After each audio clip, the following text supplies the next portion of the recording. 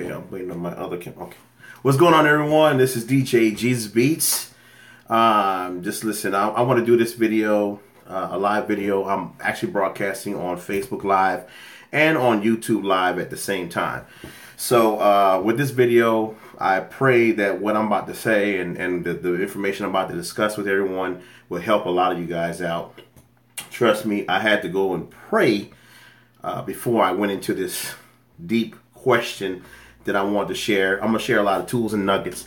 So I'm going to try not to be too lengthy with this, but I do want to help a lot of you artists out. Okay. So my question topic of tonight is, how hard are you really working to market yourself? How hard are you really working to market yourself? I want you to think about that for a moment, because what is marketing?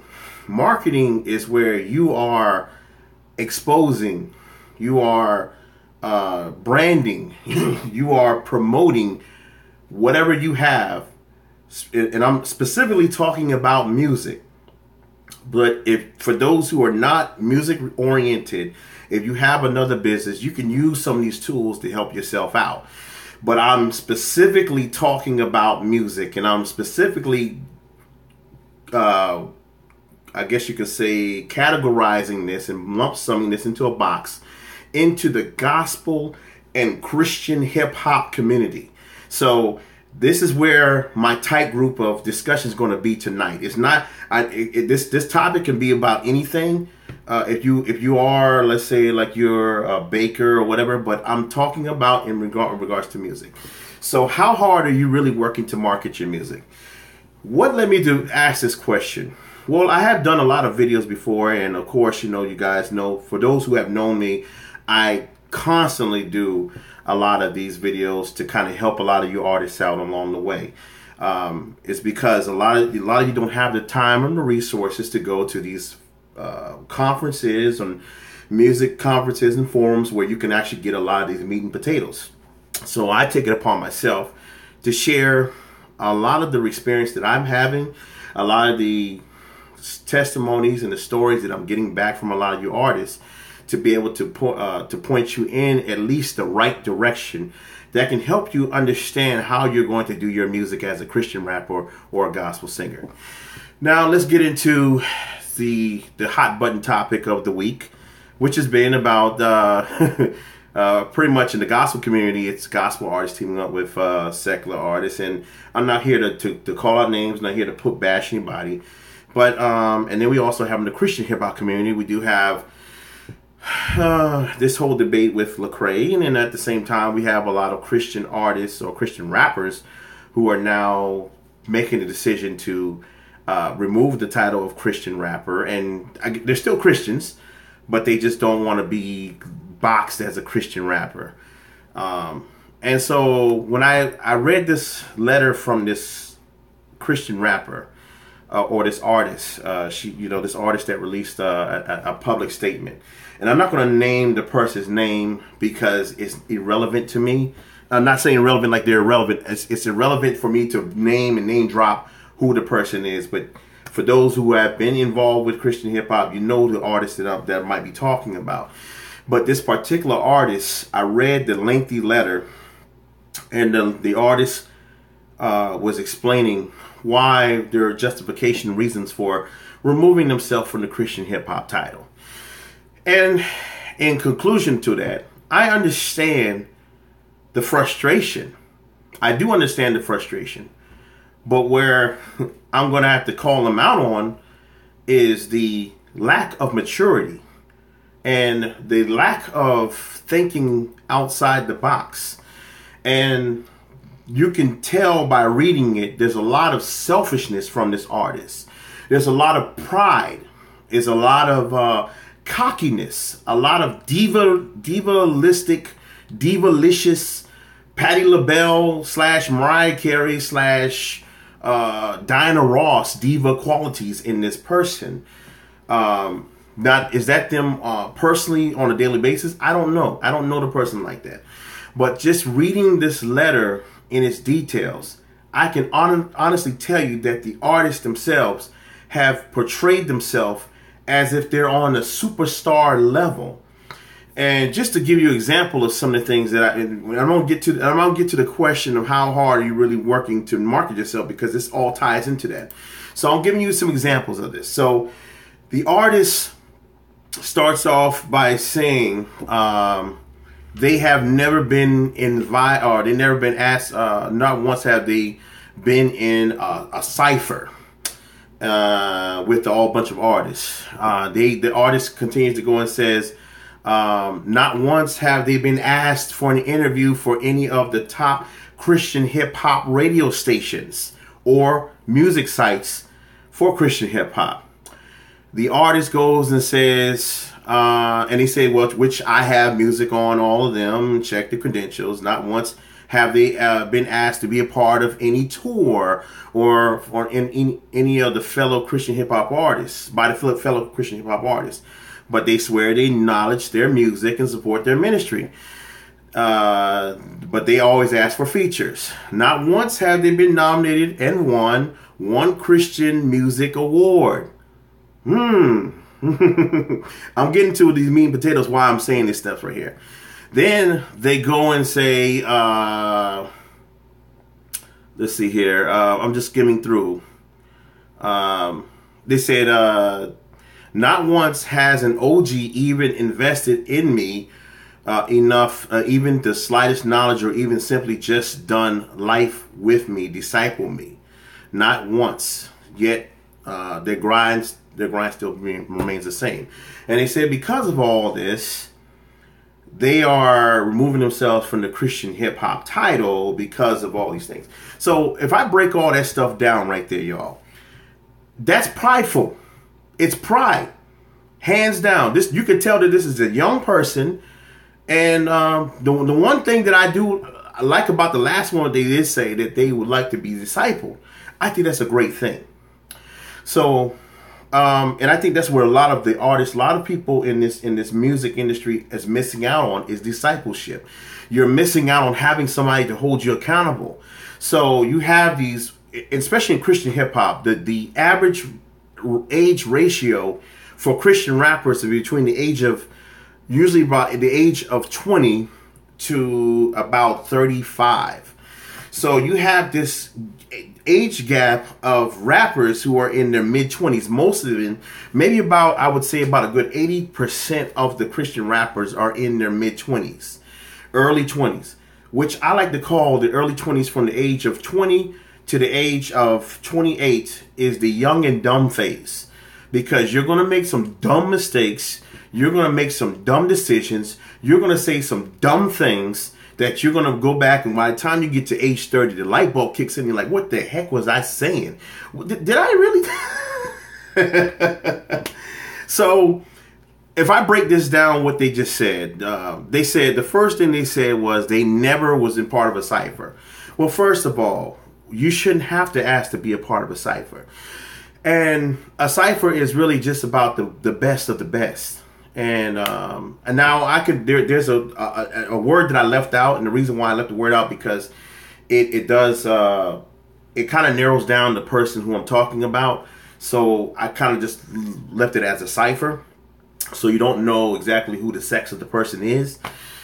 But ciphers are just ciphers, okay? That's not going to make or break you, okay? Ciphers are just, you know, used to do that back in the day. Cross Movement did it. But that didn't, I wasn't listening for a cipher just so I could say, oh man, you're the hottest artist. Ciphers is just something just to get around and just have fun with, okay? So that was a dumb thing to say, but okay, you know, I understand, okay? So then let's go to the next thing that they said. They said, hey, I was never interviewed on any Christian hip hop radio stations or radio shows or for interviews and stuff like that, but they play my music.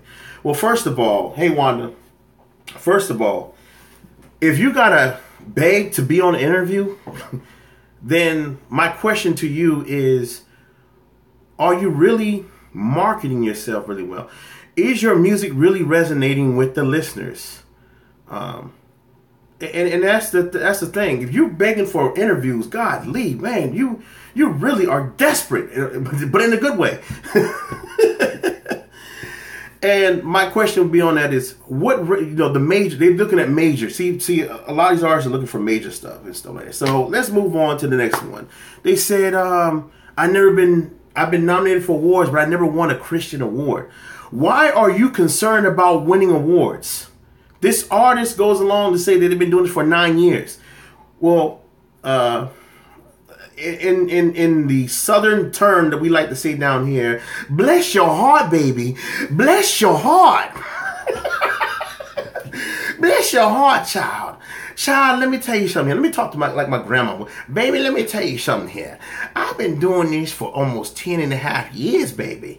And I ain't never been nominated for no award too as a DJ, but that doesn't bother me because I still keep going. I'm still ministering. I'm still going to do what I need to do. So when I saw what this article was saying, it really just said, wow, it was sad, but it showed there was a lot of pride. There's a lot of cockiness. There's a lot of childishness, a lot of not learning enough and not being discipled enough to understand that with time comes patience. And unfortunately, the one thing that this artist did mention that I agree with 100%, that they wish that somebody could disciple them. And I think it's because the artists themselves don't want to be discipled. A lot of you want discipleship, but you don't want to be discipled. You don't want nobody to tell you what is the real deal about yourself. Because a true friend or a true man or woman of God who is in your presence, who God is going to anoint to tell you exactly how you are, what you are, and how detrimental you can be, and tell you to your face, and while still being there for you, is a person that you're not going to like, but you're going to learn how to respect. And I don't think a lot of you young people are ready for that yet. You're not ready for people like myself. You're not ready for even people like that might be down the street from you. You're not ready for your pastors. You're not ready to go to church. You're not even ready to learn because you want to be in control of yourself. So this artist has displayed fleshly, world, carnal-minded decisions. And because of that, the artist has made this decision not based upon removing the Christian hip hop title because they were, just frustrated with the hoopla and stuff like this, but they weren't honest enough to tell you the real reason why I'm removing myself from the Christian hip hop title is because I'm not popular, because nobody's not kissing my tail, because nobody's not giving me awards, because nobody's not putting me on a pedestal, because nobody's not putting me as an idol, because nobody's not worshiping me, because nobody's not kissing my feet, because nobody is not giving me what I think I deserve, because my flesh says I deserve it. Because I choose to be disobedient from God. That is why they made it. But the main reason is because I'm not making money in it.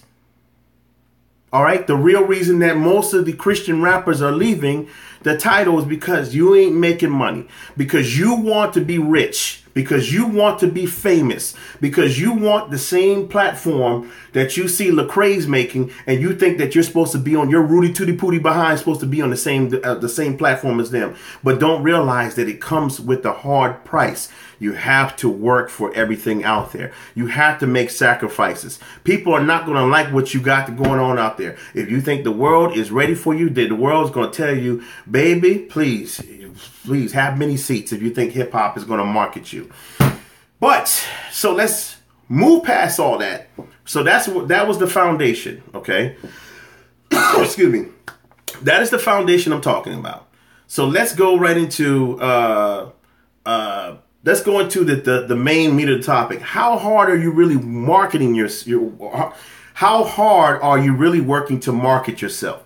That is the title of this message. And now let's get into the questions I want to ask all of you to challenge yourselves with. These are questions that I want you artists to start challenging yourselves with if you're going to really be serious about being a gospel singer or a Christian rapper. First and foremost, your main purpose in doing this has nothing to do with being rich.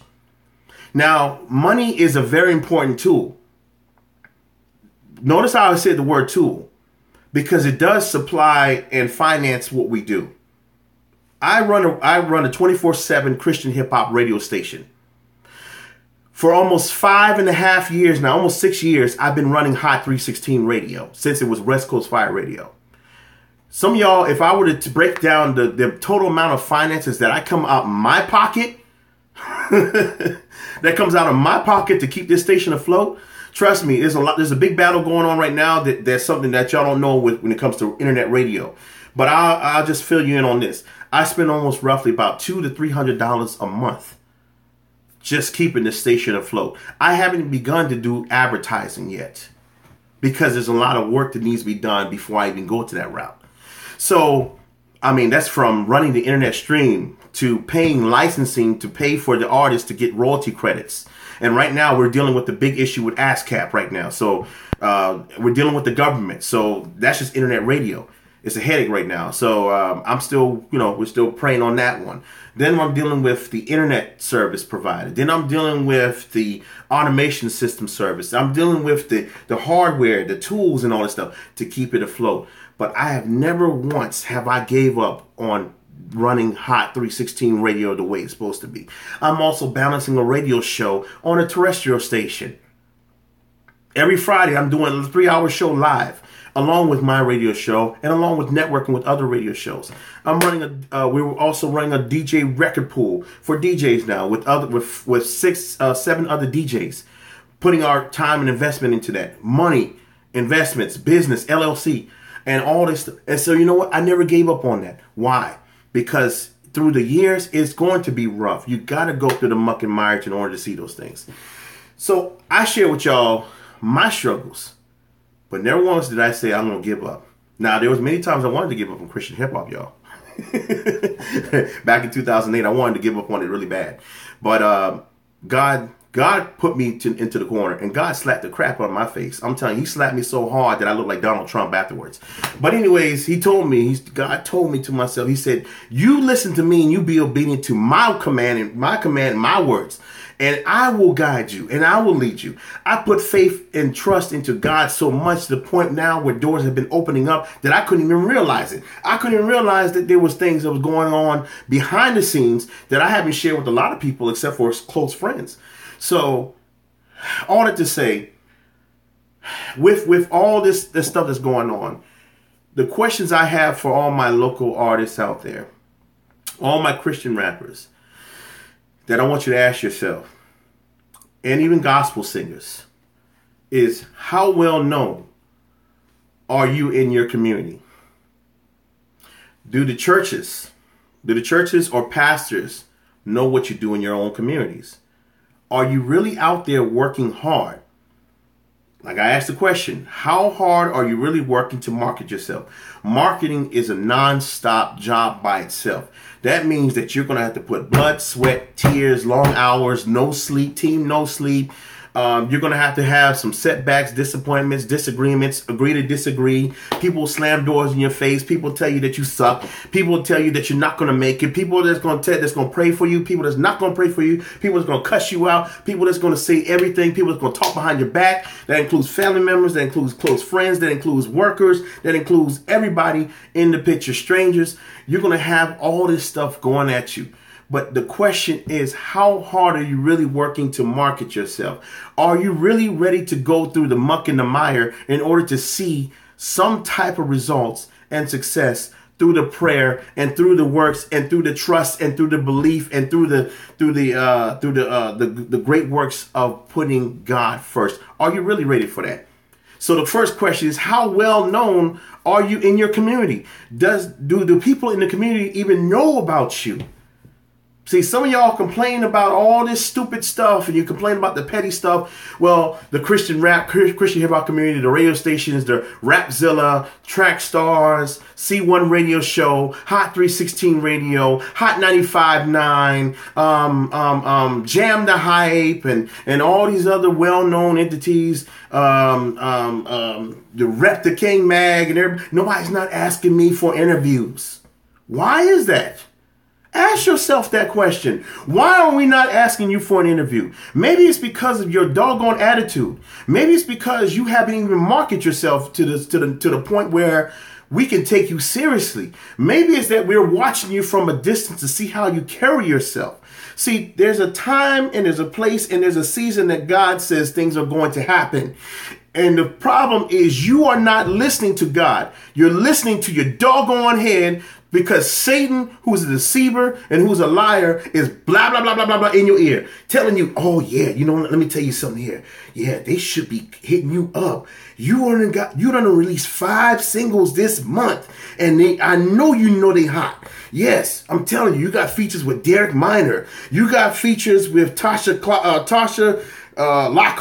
Page Lockhart. You got a feature with Fred Hammond. You got a feature with this person. You got this and this. They should be hitting you up. And you sitting there like a doggone fool sitting there. Yeah, I'm feeling myself. I'm feeling myself. Yeah, you know what I'm saying? Yeah, nigga. Yeah, I'm the ish. That's what you're saying to yourself. And you know what? The more you keep saying that, the more you believe it, the more you start feeling like you're looking like a jack fool. And they're watching you. We watching you. We watch you from the distance saying, look at this idiot. But we're not saying that just to call you an idiot and that's it. We're praying for you at the same time. Listen to the same doggone voice. You listen to Satan. Satan is I'm telling you, he's deceiving you in your ear. So let's go to the next question. Do the churches and pastors know what you do? How many of you are actually in your communities, in your own cities, meeting and greeting other pastors in your community? If you say that you're a Christian rapper, then you might as well go out there to the churches. But not only but I'm going to get more into why outside the church also. So trust me, this is not all about the church. But I'm just using this as an example. Are you meeting and greeting with the pastors? Let me know what you do. Hey, my name is such and such. I go by the stage name, and I minister through rap, or I minister through singing, through praise and worship, through quartet, through something such. This is what I do. And I would love to minister to your church and ministry. Pastor, here's a copy of my music. I want you to take a listen to it if you get a chance today. If not, but please, here's my contact information. Can you give me a call and let me know what you think about my song? Trust me, if the pastor has time, the pastor will get back with you. If you're reaching out to a mega church, well, you're going to have to schedule a meeting like months in advance, because you know if you're going to deal with like Bishop T.D. Jakes or Joel Osteen or somebody like that, you know that you're going to have to contact them months in advance. Okay, you can't just show up in the church. Hey, yeah, I rap for the Lord. Put me on. All right, second question: How well have you gone out and introduced yourselves to the local churches and pastors so that they know exactly what music that you do? How well have you done it? How hard have you marketed yourself out there? Because once again, you got to market yourself. You are a walking billboard advertisement. So that means you should have CDs on you. You should have, your presentation should look presentable. All right? Don't come up there looking like some hood street gear stuff and thinking the pastor's going to accept you.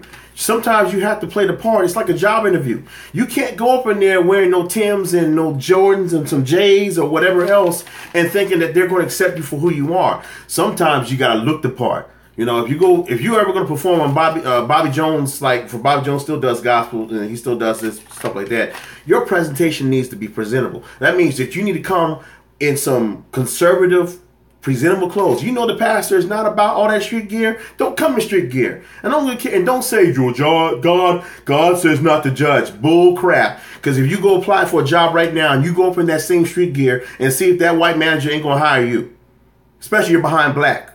We know that. Come on now. All right, black people, stop. All right, listen, just because y'all don't had 8 years of Obama, okay, so I think he's messed y'all all up in your heads because you're thinking that just because you had a black president that was going to help you out. Bull crap now. So listen, life has begun again.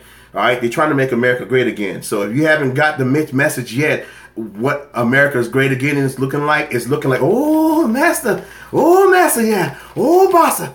Okay, so you gotta play the part. All right. So let's go to the next question. Does the city that you live in, does the city mayor and local leaders in your city and in neighboring cities in your region know exactly about your music and what you do? Have you got a chance to meet with your mayor?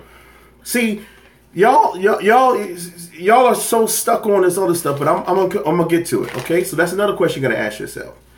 Next question: have you ever participated or tried to sign up or participate in local events in your community that's held in your cities? Like, for example, if there's let's say like in Macon, Georgia, they might have the Dogwoods or Azalea Festival. They might have the Watermelon Festival. They might have some type of event going on, Shrimp Festival. The Beer and Wine Festival. The AA, Alcohol Anonymous. The Cancer Relief Society, the United Relief Society, the United Way, the whatever, the Susan G. Komen, whatever. It could be anything. Have you ever participated? And they know exactly what you do. So you got to market yourself. Now, here's another question I want you guys to ask yourselves. Are you logically thinking? Now, here's another question I want y'all to think about. And I'm going to break this down one down. Are you logically thinking that just because you have a lot of followers on social media like Facebook and Instagram and Twitter, that this justifies that the local community and churches should know who you are and that they should be booking you and they should be allowing you to perform and minister because of that type of status? Or have you got to the point where you start thinking that just because you might have 4,000 friends on Facebook and you might have, let's say 5,000 to 6,000 subscribers on YouTube, and you got all these people that's liking you on Twitter, and you got all these followers on Instagram, that's going to justify that you should be popular in your area? I mean, think about it. If you feel that way, I got news for you, y'all, because I felt the same way too. At one point, it wasn't until I had a close friend that reminded me and humbled me real quick when I started thinking, because my name, DJ Jesus Beats, was out there, that I should have all these followers because I had a lot of friends I was almost reaching about close to 5,000 people on Facebook. So I automatically assumed that because I had all these numbers that everybody was just going to know who I was. Well, I got the Rudy Pooty Tooty, fresh and fruity, IHOP rude awakening of my life when one of my ministers challenged me on it. And I realized that I was a no-name in my own community because I had relied on social media so much. See, it's easy to have 5,000 friends on Facebook, but what's hard is to have 5,000 people in your own city that you can interact with on a daily basis and know exactly what you do and will come out and support you when you have a local event and you're getting ready to get up on stage to perform, and that they'll come out and support you when you have an album release. They'll come out and support you if you're doing a back to school event. They'll come out and support you when you're doing anything. And if you can't even get at least 200 people from your own community come support you, that's not personal friends and not family members, but random strangers, you can't get 200 random strangers to come see you, then evidently you are not doing your job. You're not marketing yourself. So don't allow social media to be your crutch, because it's easy to get 5,000 friends up on Facebook. And some of y'all can pay for it. You can use the bots. You can use whatever you want to do. You can pay for the subscription. You can pay for all this advertising. And those things, don't trust me, those things are great tools. But when you put together an event in your own city where it really counts, when you're charging for people to come at the door, maybe $10, $5 here, and you really need them to come through to support what your ministry and support what you do, and that's where it's going to count. Because you got 5,000 friends on Facebook, but only 10 of them showed up. And the 10 that showed up just happened to live down the road from you. And the other 4,990 friends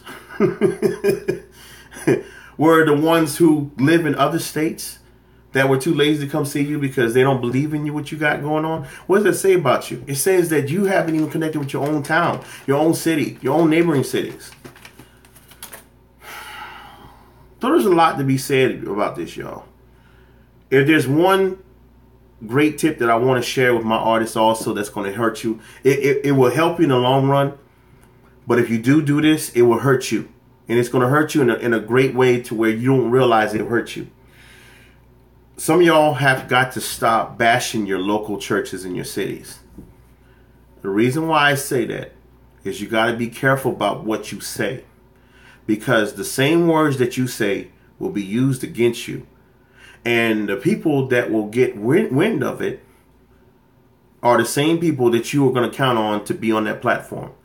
So if you're going to go up there and badmouth these churches and these ministries in your cities and local areas, saying that they don't care about the Christian rappers, but you didn't even waste no time marketing yourself to them. You didn't even reach out to them. You didn't talk to them, but you badmouthed it. You got to remember, the person that you complain it to, which is the public, is going to come back, and they got a best friend, and their best friend has a best friend, and they're going back, and the word's going to get back to the pastors and the church's leaders. And guess what? When they bring in a local event to their communities, where they're going to have a big name artist that they're going to pay money for, because let's get real, you know, all right? They're going to pay that much money for a well-known gospel singer or whatever. And you're like, well, I live here, so they should be allowing me to minister and be on stage. I got news for you. You've been blacklisted automatically. They didn't remove you from the book of life because you decided that you wanted to be big, bad, and bold and run your mouth. And so now, guess what? They don't want you no more. So be wise about what you say. You be strategic in how the way you're going to choose to pick your battles wisely. It does hurt a lot of artists. I don't think y'all understand. And that comes from the young and dumb, because that's the young and dumb phase in you. So with all that I just said tonight, and I know it's a lot, it was like all over the place a little bit. And my thing is, in closing on this video, is that if you decide, or if you are deciding that you think that the justification for you to remove yourself from the gospel and Christian hip hop community box, or whatever you want to call it, because you think that this is it's going to hurt you and hindering you, I got news for you. If you think the grass looks green on the other side, being just a regular mainstream hip hop artist or a mainstream R&B singer, this is where Satan is going to eat your behind up every single day. And I don't really care how many years you've been saved. I'm telling y'all this for a reason. Because Satan does not stop when you are just walking away. Satan does not stop and take a break just because you have a headache. Satan does not stop what he's doing just because you are having a coming to life or coming to Jesus moment. Satan does not stop lying, deceiving, and trying to destroy you. He will destroy you from the inside out. And the best way that Satan does it is not by trying to convince you to worship him. He gets it by deceiving you into believing that what you're doing is good, but you're sinning at the same time. And some of y'all young people don't understand that.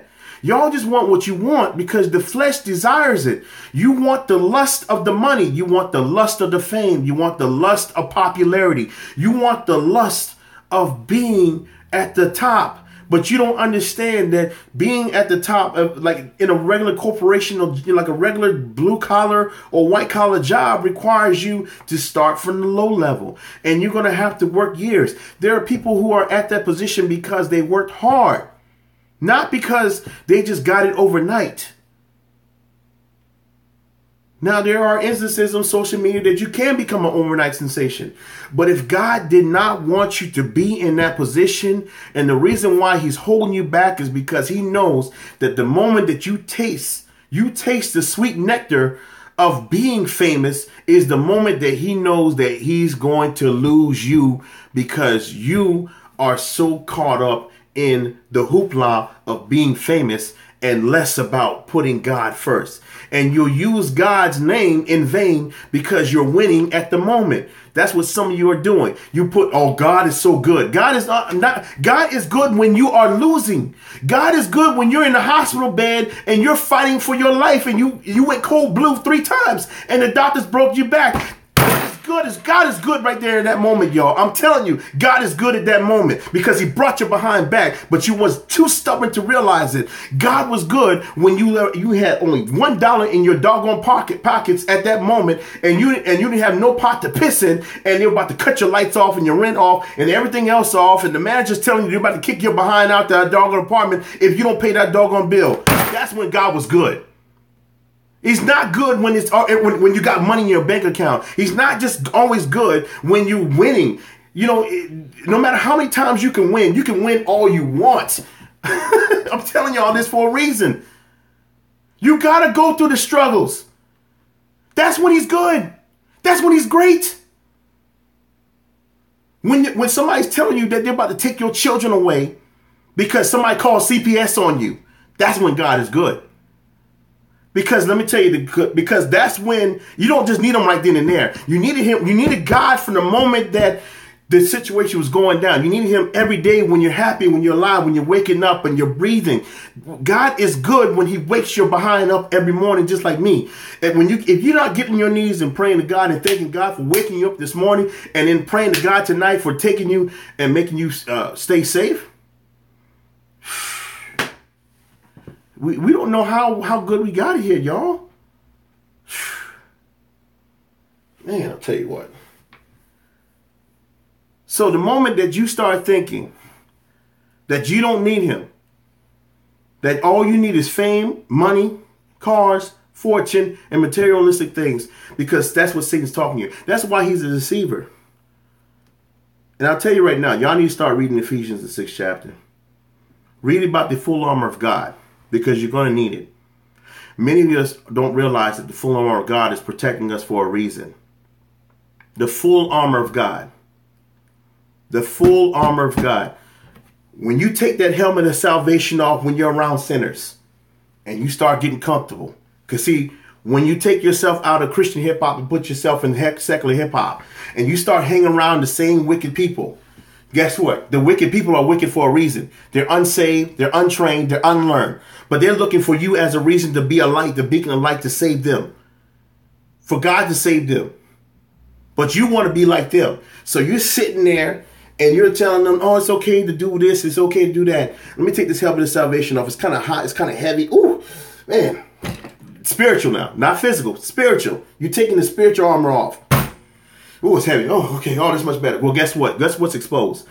The noggin, the brain. Why is the brain very important? Why does the helmet of salvation protect us? Because the brain is the most lethal part that Satan can get to. Because it protects not only just the brain, it protects the ears. So the enemy can't come in and destroy you in the ear. But at the same time, your mind's protected. Because if Satan gets in your mind, then now your mind is diluted. Now you are starting to be deceived. Well, you know what? Let me take this breastplate of righteousness off. Ooh! Oh, man, it's like, you know, like in the military, we call it Kevlar, flat jacket. All right? It protects your chest. Well, guess what? There's a reason behind that. Because shrapnel doesn't get on your chest. Because you don't get rounds in your chest. And because you don't want to get... Nothing should hit the heart. The heart is the most sacred part of your body also, because the heart pumps blood. The heart is where you feel. The heart is where you trust and believe. When you gave your life to Christ, that day that you decided to give your life to Christ, that's the moment that the heart was being prepared. It was being saved. It was saying, yes, I believe. So the breastplate of righteousness is covering your heart. When you took it off now, because you're around the center people, you're around the hip hop, you're around everything else. I want to be like y'all. Well, guess what? Now Satan can corrupt the mind and get to the heart. Now you're around center people and you don't even know what is right and what's wrong. You are going to start thinking that the things that are bad, the things that are sinful are now good. And you would make every excuse and justify it. Oh, there's nothing wrong with them having sex in that back room because I'm saved. I'm a Christian. It ain't me. Yeah, but you're just allowing it. You are no different from the lookout guy or the getaway vehicle guy, the guy that's driving the car for the people that's going to rob the bank, and they're killing people in the bank, and they come out and they get in the car. Well, guess what, dum-dum? When they pull you over, the guy that's been driving the vehicle gets the same life sentence as the guys who pulled the trigger in the bank and killed all those people in the bank when they were robbing it. And even if they didn't kill nobody, they're going to get the same sentence. So if they got 25 years to life, you're behind getting 25 years of life for driving the vehicle because you were too stupid and dumb to realize that you are accessory to the crime. You have become a part of the crime. You have become public enemy number one. And this is what Satan does. Satan is sitting back laughing at us. So this is why I'm asking these questions. How hard are you really working to market yourself? Because it's easy to give up. It's easy to throw in the towel. It's easy to say, well, you know what? Nobody ain't reaching out to me. Well, you made it about yourself because you were thinking about yourself. You were thinking about the flesh. But you never asked God to lead and guide you in the right way. So that's it, y'all. I pray that this helps y'all, a lot of you guys out. And I pray that what I said tonight will get through somebody's head. Because we need more soldiers on the field. We need more of you to start ministering to people and less about entertaining. Music is art. Yes, music is art and it's life. But the music that all of us are doing, the music that we're pushing out there is supposed to speak life. And it's used as a tool. At the end of the day, I don't care about the music. I care about your ministry. I care about if you're preaching the gospel. And I care about if you're really reaching people and winning souls. The music is just a tool. That's all it is. I can play mixes all day long. You guys, I can play on the radio station. I can do all those things for you guys. I can market your music the right way. But at the same time, you still have to learn the tools of the trade. The moment that what led you to become a Christian rapper and what led you to become a gospel singer? There's a reason that you chose to do this for the Lord. And the moment that you start thinking about money over all these things is the moment that you're going to lose more than you're going to gain. That's it. So it's time. It's a spiritual warfare going on, y'all. This is why I'm talking about all this stuff tonight. All this is lining up together. But it's a spiritual warfare. Satan is trying to win us over by getting us to be deceived. And if you think right now that what's going on is just a little taste of what the Antichrist is going to be doing when it's his time to take the reign. Because if you think right now that all this stuff going on is just it's really big, you wait till the Antichrist comes. Because some of y'all ain't going to know exactly what church you're going to be in. You're going to be sitting under the Antichrist and thinking that's Jesus Christ himself. So if you prepared in your mind, are you really had the full armor of God? Do you have the spirit of discernment in you? Because what you're about to deal with in this world is a spiritual warfare going on right now. And Satan is using the music the way he's supposed to be using it to get us to be comfortable and be deceived.